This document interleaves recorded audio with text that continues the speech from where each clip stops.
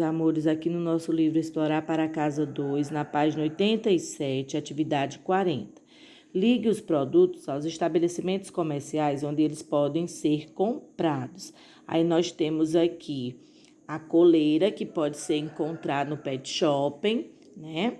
As frutas, que pode ser encontrada na Casa da Verdura ou nos supermercados.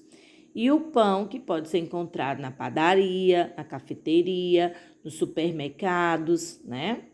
E temos também vários produtos que podemos encontrar nos estabelecimentos comerciais.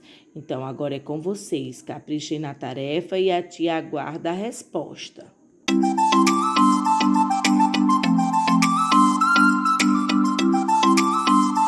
Então, meus amores, aqui no nosso livro Registro de um Explorador, na página 29, atividade 13, diz assim: vamos às compras. Então, vocês vão recortar ou desenhar figuras de produtos que são encontrados nos estabelecimentos comerciais.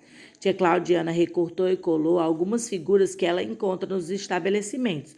Colei a luva, o lápis, o livro, aí colei a maçã, a melancia e o hambúrguer.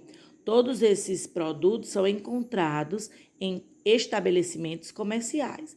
Agora é com vocês. Caprichem na atividade de vocês e a tia aguarda a resposta. Beijinho, tchau, tchau!